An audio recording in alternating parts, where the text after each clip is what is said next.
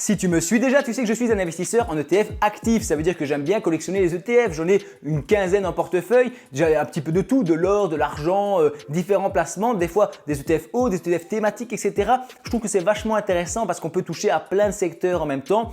Après, comme tout le monde, j'ai ETF SP500, ETF Monde, etc. Les trucs vraiment de base, les ETF Fondation, c'est la majorité de mon capital. Mais finalement, j'ai trouvé aussi quelques petites pépites, quelques petits paris pour l'avenir qui sont toutes sont logiques et qui peuvent permettre un plus gros rendement à long terme. Mon objectif, ça reste de battre en fait les investisseurs particuliers classiques en essayant d'aller chercher des placements plus complexes. Et évidemment que tu peux rester avec deux ETF, ETF Monde, ETF SP500 par exemple, un petit pays émergent, c'est suffisant, d'accord? On voit ça partout sur YouTube. Mais si tu veux aller chercher un petit peu plus de performance, si tu veux aller plus loin dans l'investissement en ETF tout en restant finalement dans cette gamme de produits financiers sans te tourner vers les actions, les obligations, tout ça, que tu dis moi je veux rester sur des ETF, eh bien j'ai un truc incroyable à te proposer aujourd'hui. Il s'agit du Russell 2000. Je ne sais pas pourquoi je suis content comme ça.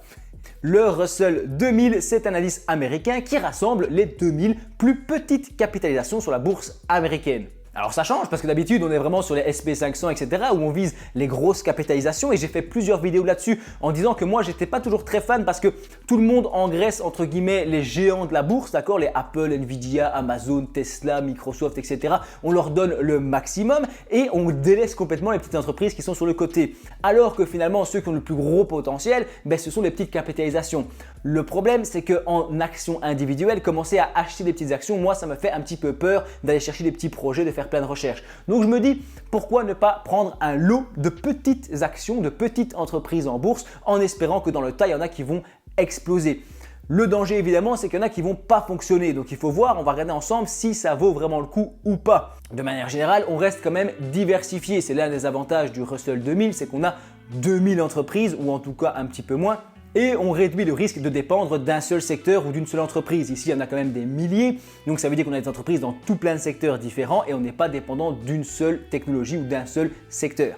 Il y a aussi un gros potentiel de croissance, je l'ai dit, les petites entreprises elles peuvent exploser en bourse, mais le souci c'est qu'elles ont aussi un potentiel de se casser la figure. Donc encore une fois, il faut voir si ça se compense.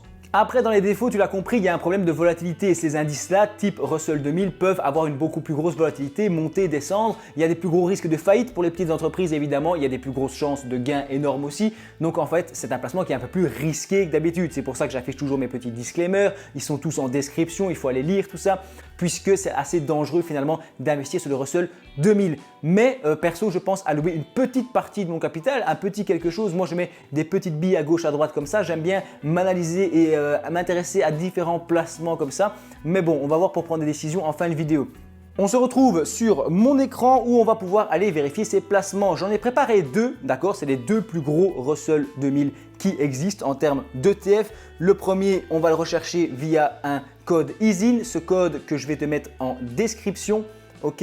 Il est juste ici, SSGA, c'est un SPDR, donc un émetteur plutôt fiable. L'ETF, il a plus de 3000 millions d'encours, donc c'est vachement impressionnant. Il est aussi en capitalisation, donc il réinvestit les dividendes s'il y en a. Il faut savoir qu'il est en échantillonné, donc il est physique. Il va acheter vraiment les actions de l'indice, mais il ne va pas acheter les 2000 ou les 1800 actions de l'indice. Il va en acheter seulement une partie représentative, ce qui peut finalement être une bonne nouvelle. Dans ce cas-ci, je sais que je me contredis parfois parce que je dis que les ETF physiques échantillonnés, je ne suis pas fan puisqu'ils ne prennent pas toutes les actions.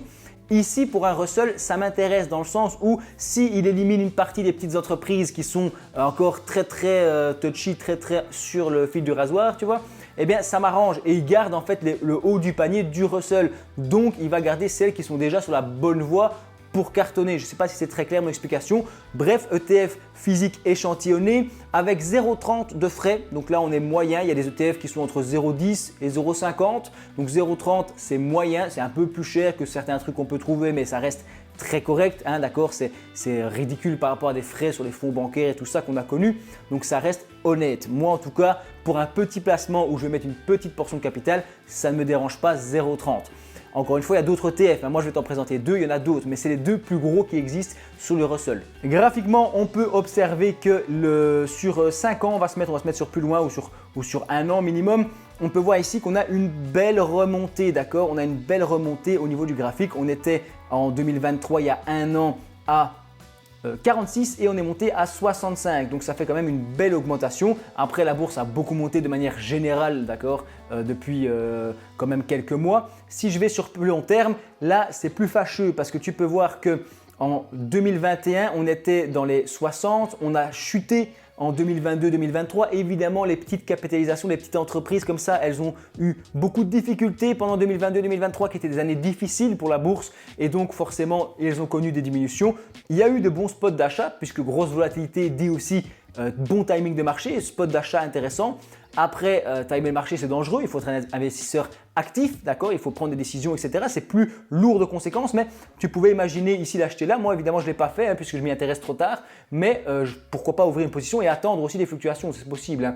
Bref, je m'égare toujours, mais ici on est à 65. Donc la performance ici, si on avait acheté il y a un an ou dans les années 2022-2023, la performance elle est bonne. Si on avait acheté avant et qu'on n'a pas vendu, puisque c'est souvent ce qu'on fait avec les ETF, on achète à des bons timings, comme moi, j'essaie de faire ça plus ou moins, mais on ne vend quasi jamais. Perso, en tout cas, je ne vends jamais mes ETF. Donc si j'estime que j'avais acheté cet ETF avant, ici, eh bien, bon, finalement, j'aurais pu faire un DCA intéressant et acheter moins cher ici et revendre plus cher aujourd'hui. Donc finalement, ça reste intéressant, mais dans l'ensemble, par rapport à ici il y a 2 ans ou 3 ans, ça reste quand même pas incroyable comme performance si on n'avait pas touché à ces investissements qu'on n'avait jamais vendus et qu'on avait investi il y a 2 ou 3 ans. À voir comment ça évolue dans le futur. Ce qui nous intéresse aussi dans ce type de placement, c'est le document KID. Tu vois ici qu'on a les changements jusqu'à 30% par an, 16% sur 6 mois. Donc, c'est des beaux chiffres. Hein. En tout cas, si on avait investi il n'y a pas longtemps.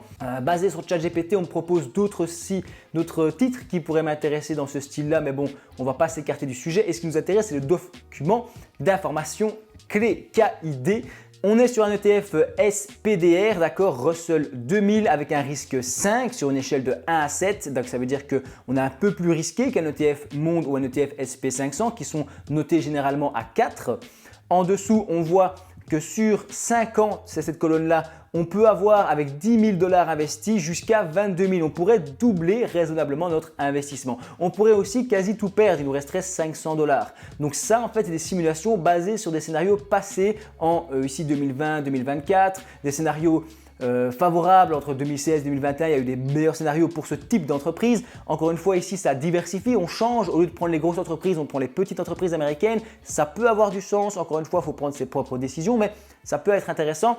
Si je descends, tu vois ici qu'on a bien 0,3 de frais. Et moi, ce qui m'intéresse, c'est vérifier ce tableau pour être certain qu'on n'ait pas plus de frais cachés, des coûts de transaction ou quoi, mais ce n'est pas le cas. On est sur un 0,3 pur qui est franchement intéressant. On va passer sur le deuxième ETF. Si tu veux les retrouver facilement, je te mets les codes ISIN en description.